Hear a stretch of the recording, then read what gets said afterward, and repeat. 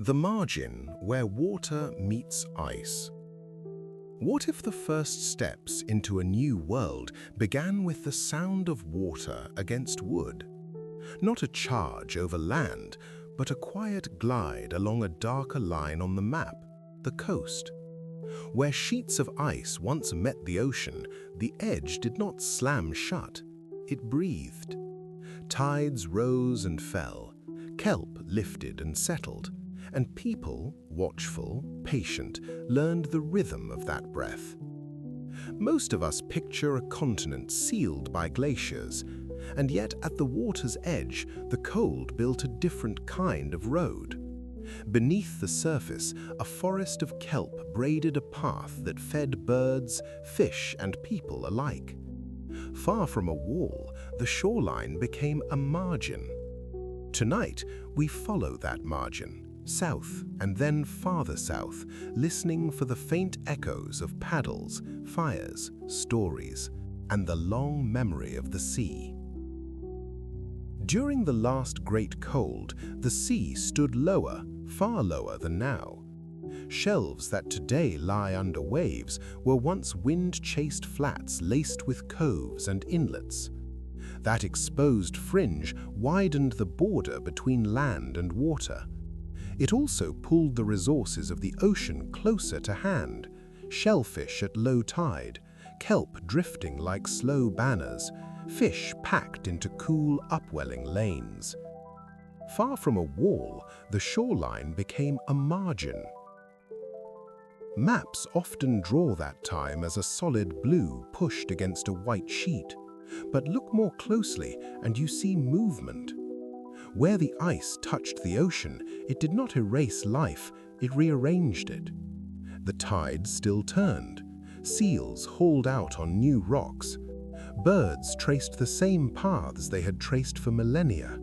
People learned those paths in turn. Therefore, the coastline offered something the interior could not: continuity. Even as the ice shifted, the nearshore world kept its calendar: dawn and dusk, spring and fall, calm and swell. If you knew where to wait, the tide delivered food to your feet. If you knew where to watch, kelp revealed the shape of the bottom like a chart written in green. The edge of ice was harsh, but it was readable. And yet this edge demanded a new craft. To travel far along it, you needed more than feet. You needed a hull that made the water a friend.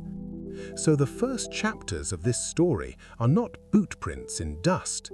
They are routes learned by watching currents, notes taken in the mind by measuring the time between swells. The forest beneath the waves. Kelp forests do not bloom like fields on land. They anchor to stone and climb toward light. Along cold Pacific coasts, they gather into long gardens that nurture what people need most on a journey: reliability. Shellfish cling where kelp slows the rush. Fish graze along the fronds. Seaweeds themselves are food, medicine, and fiber. The forest underwater becomes a pantry, a rope maker, a compass. Think of this path as a green ribbon laid along rock and sand. It does not point with arrows, it hums with patterns. The same places shelter the same species year after year. If the wind lies down by evening, the water opens a door. If the wind wakes early, the kelp breaks the chop into bearable pieces. A traveler who reads these cues can move on days when the shore looks sealed. Evidence hides in small things that last. In a settlement far to the south, when people left their hearths and frames and the prints of their baskets, they also left seaweed, the names of 9 species that grow where the sea folds into the shore. Those leaves and fronds endured in damp earth for thousands of years. Their presence says more softly than any speech: the ocean fed us here, and we knew how to carry it inland. Therefore, the idea of a highway is not fanfare, it is a rhythm. Wherever the kelp forest flourishes, it stabilizes the coast's offerings. People who learn to move along that rhythm do not wander blindly. They visit, remember, return. Each cove becomes a page, each tide pool a lesson that survives the winter. When the maps were margins. For a long time, the story was drawn another way. A corridor through the ice sheets, a late opening doorway threading the interior. It is a clean picture, simple to memorize. But when the land began to speak in older voices, charcoal, bones, seeds, and the quiet signatures of time, the timing of that interior door seemed off. The plants that would feed travelers along that inland path arrived too late for the oldest signs of people living far to the south. And yet, people were there. A riverside terrace, far from the sea, but connected to it by long waterways, holds the marks of repeated visits at a time when the ice still kept much of the interior hard. The tools found there match a tradition spread along the western lands, shaped for cutting and piercing, sturdy enough to ride miles of use. These are not the traces of a single chance camp, they are the record of return. Further south still, boggy ground preserved wooden frames, fiber, and the faint impression of shelters. There too are the sea's fingerprints, the same coastal plants carried inland, dried and used. The date stamped into that layer sits before the neat opening of the interior, which means the shoreline was already in use, the margin was already being read.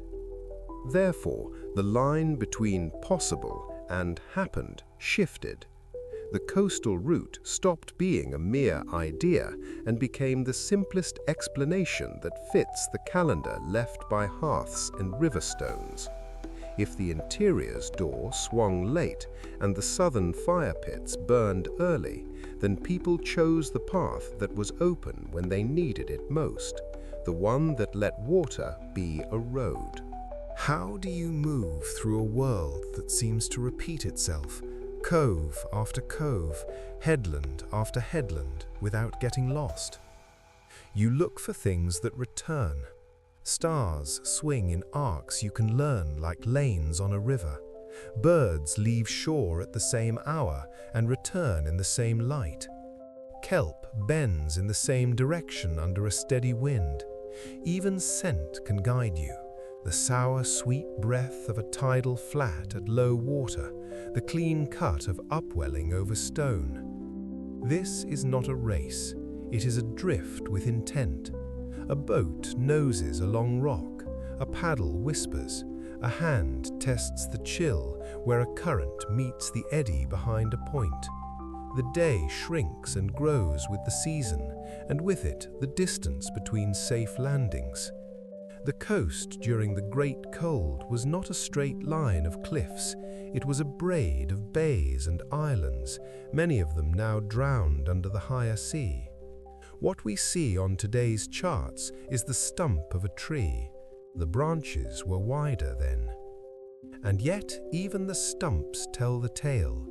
Offshore islands that demanded boats, even in the deepest cold, hold early human remains.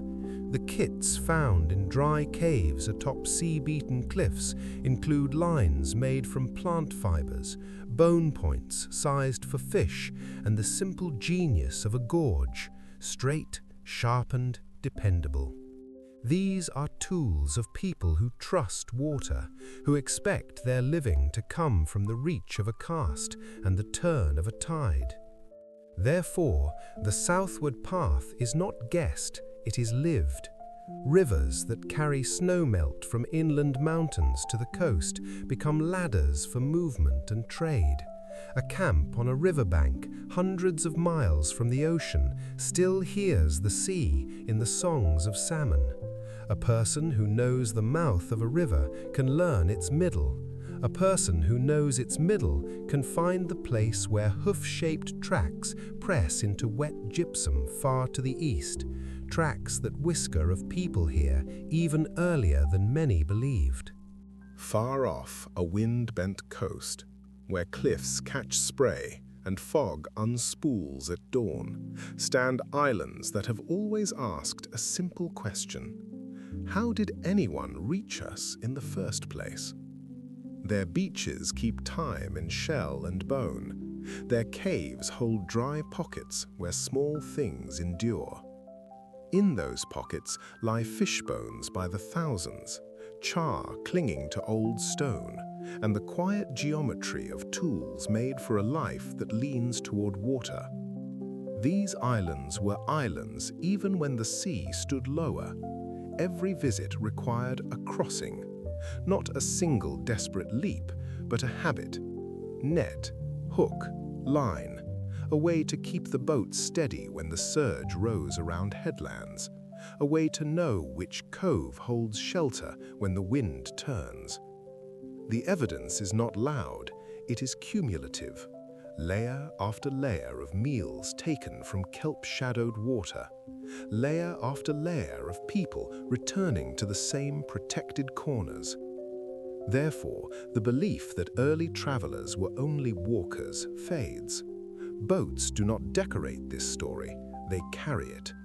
The kit found on high ground, points sized for fish, fibers twisted into cord, weights smoothed by hands, belongs to people who trust the sea to feed them and the near shore to guide them.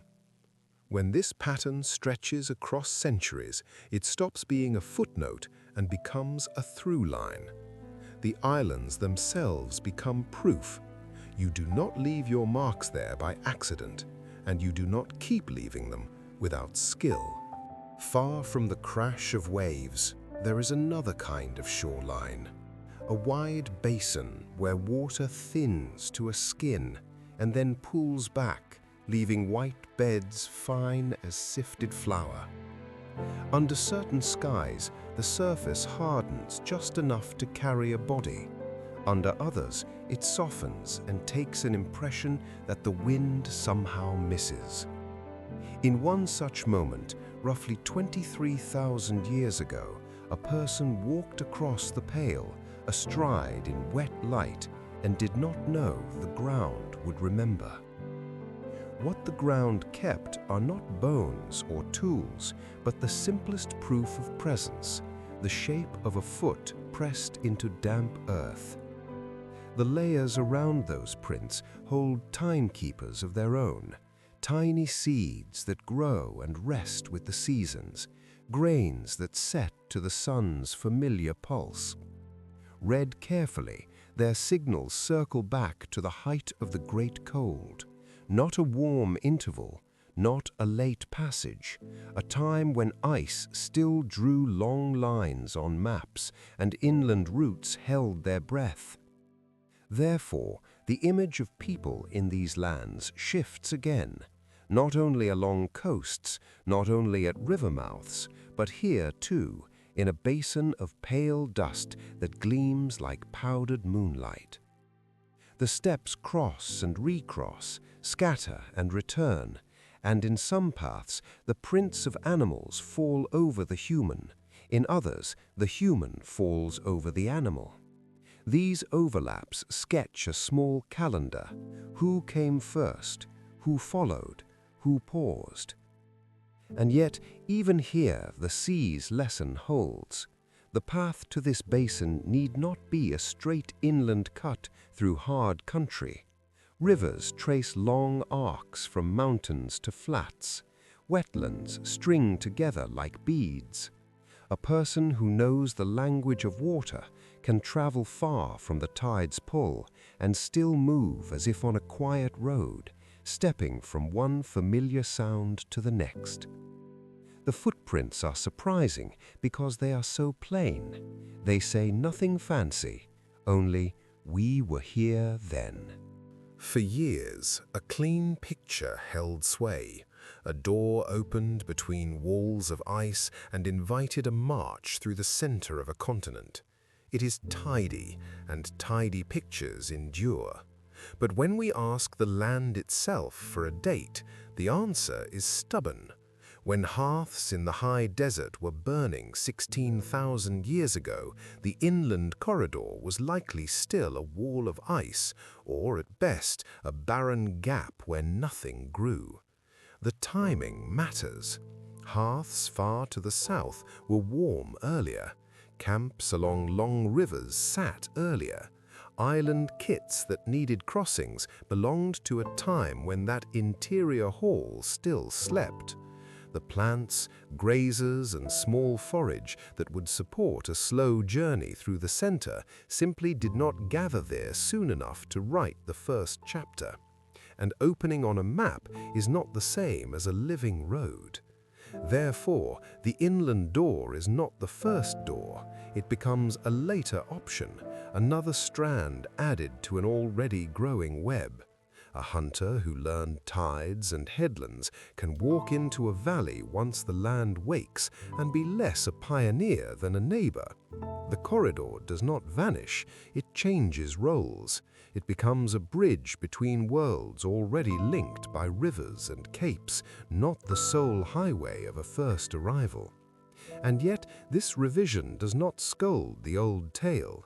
Moving through a waking corridor is its own challenge. It only reminds us that the earliest chapters were written where life could already fill a basket and a belly each day, along margins, along green underwater forests, along routes that a small craft could make gentler, practical more than dramatic. Before the long southward spread, there was a wait. A stretch of land now mostly sea once held tundra and brush and rivers braided into broad flats. People lived there long enough for the patterns in their blood to shift and settle. In the quiet math written into us, that pause leaves a signature, lineages that begin together and then over time drift in small, steady ways. When the ice stepped back and waters rose, those lineages moved outward quickly along the routes that offered food and passage. This is not a tale of a single band sprinting into emptiness. It is a release of stored movement. Families who knew winter's sting and the tide's calendar took what they knew and followed the coast's braided margins, some threading islands and fjords, others hugging river mouths and sand spits, still others turning inland when seasons opened valleys. Genetic echoes tell us this pause was long, perhaps lasting until around 17,000 years ago, when the ice finally began to step back. Along the way, languages forked, tools took on local shapes, and memories attached to new capes and stones, the way kelp clings to rock. Therefore, the apparent speed of the map's filling makes sense. A pause followed by clear paths yields a swift spread. No miracles required, just familiarity with edges, reading birds, swells, and the taste of water, turning a vast unknown into a set of repeated, knowable tasks. When people who already hold that skill step into a land of long coasts and river ladders, their reach expands as naturally as a tide over a flat. And yet, even on that wide canvas, details carry weight. A gorge carved from bone works in every cove. A basket tight enough to keep seeds dry works from bay to bay. A story about a safe landing in fog can save a life beyond the horizon of the person who first told it. The pause taught patience, the release taught adaptation. Together, they wrote a way of living that crossed latitudes without tearing. Stand on a present-day bluff and watch the waves fold and unfold. Much of the first road lies out there now, drowned under meters of rise. Coves that once cradled campfires are gone. Flats that held tracks are sandbars under green water. And yet the coastline remembers. The shapes of bays remain. Headlands still cast the same shadows under the same winds. Birds cycle through. Kelp lifts, settles, lifts again. On land, the record we can reach is scattered but steady. Inland terraces with early camps speak the language of rivers linked to the sea. Island caves keep the arithmetic of meals pulled from water. Basins of gypsum hold the simplest sign of a passing person. Farther north, the traces of a long wait on a drowned step explain why, when the door opened, steps fell quickly and widely. Therefore, the portrait that emerges is not a line, but a braid. Coasts that offered a living, rivers that invited turns inland, corridors that awakened in time to join the web. The kelp forest stands out not as myth, but as mechanism, a steady producer that smooths travel, simplifies foraging, and rewards return. It is the quiet partner in a human story, like a low drum beneath a song. And yet, the shoreline guards humility. Many of the earliest camps lie where we cannot easily dig, on shelves now covered by tide and swell. That absence is not a contradiction, it is a reminder that what we know is a shoreline exposed by luck, storm, and careful listening. As methods sharpen and seas yield their buried edges, more pages will surface. The outline we have now will likely soften and fill, not flip. Water against wood, a hull sliding along a darker line at the map's edge. The wall we imagined was not a wall, it was a margin that breathed, lifting, settling, lifting again. People learned that breath. They found where kelp combs chop into pattern, where birds rehearse their roots, where a cove gives back what it keeps. They carried sea plants inland and stories outward, crossed to islands and returned, and left their simplest marks in places so quiet that even the wind forgot to erase them. Therefore, the coast becomes less a boundary and more a thread. Follow it and you collect continuity. Step away and you can still find your way back by the sound of breakers, the pull of a river's mouth, the way the air changes near a cut in the cliffs. What began as survival becomes orientation. What served a first journey becomes a way to live. And yet there is no need to press for a final lesson. The shoreline will keep speaking in its soft voice, in the lift of kelp, the flight of birds, the weight of a paddle, the turn of a tide. Let the mind rest there. Let the map grow quiet. The night holds the long memory of water, and the road we followed along its edge will go on breathing, even when we put the words down and listen.